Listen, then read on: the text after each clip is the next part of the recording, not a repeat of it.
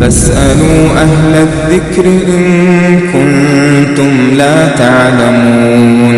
Sahabat Safdah bertanya, Ustadz, Ana ingin bertanya bagaimana cara menyikapi teguran ikhwan kepada ikhwan lainnya bahwa kalau sholat sunnah rawatib itu jangan diperlama, ya kisaran waktu 4 menit lebih, tapi dicepatkan, dan ikhwan yang ditegur itu mengatakan, Ana baru merasa khusyuk dengan waktu seperti itu. Lalu ikhwan yang menegur tadi mengatakan, ya terserah antum, bila ingin menyelisih sunnah Rasul berarti akan menjadi musuh Rasul kelak di hari akhir. Nah, apakah benar sholat sunnah rawatib itu harus dipercepat, Ustaz? Jazakallah khair. Alhamdulillah, wassalatu wassalamu ala rasulillah. Ketahuilah saudaraku, ketika kita menegur orang lain, hendaklah yang kita tegur atau kita ingkari itu memang benar-benar nyata bahwa itu kemungkaran. Makanya para ulama mengatakan syarat orang yang mengingkari kemungkaran harus di atas ilmu. Adapun kalau dia tidak punya ilmunya dan dia menyangka itu sesuatu yang mungkar padahal ternyata tidak mungkar, maka tentu ia yang salah. Masalah tentang apakah sholat sunnah itu, terutama sholat sunnah rawatib, disunnahkan untuk dipanjangkan atau tidak.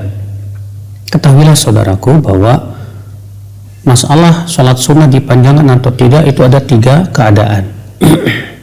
Keadaan yang pertama, sholat sunnah yang telah ada dalilnya memang dianjurkan untuk diringankan.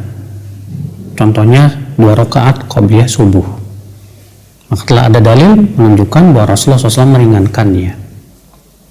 Contohnya lagi 2 rakaat ya pembuka tahajud.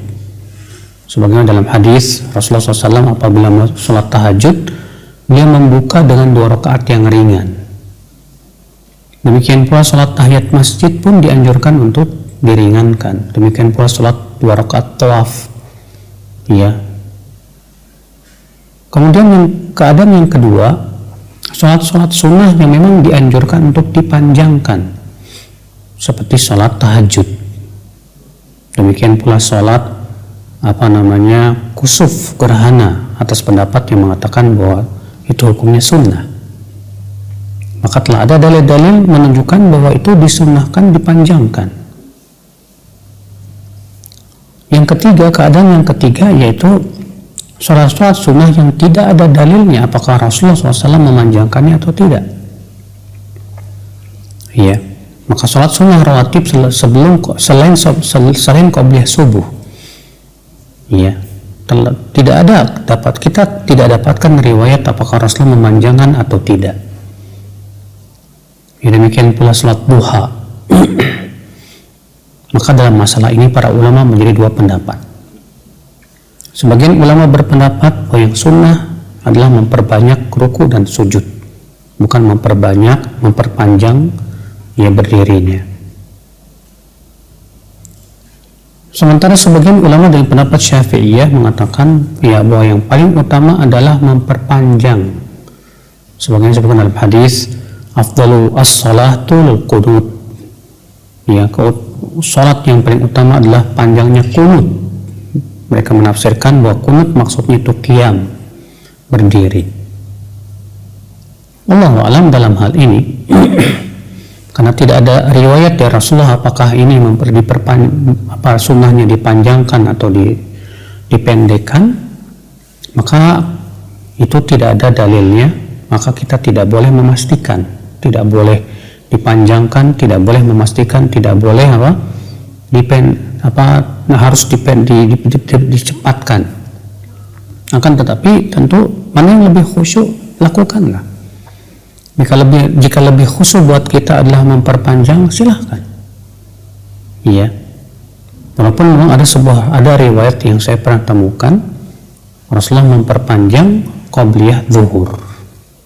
Iya.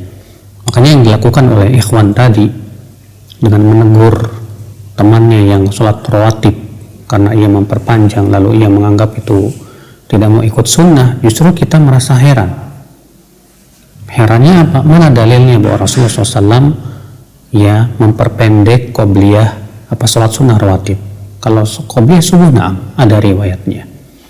Tapi untuk sholat rawatib yang lainnya kita tidak dapatkan satupun riwayat apakah Rasulullah SAW memperpanjang atau memperpendek. Bahkan kita dapatkan riwayat qobliyah zuhur Rasulullah SAW malah memanjangkannya.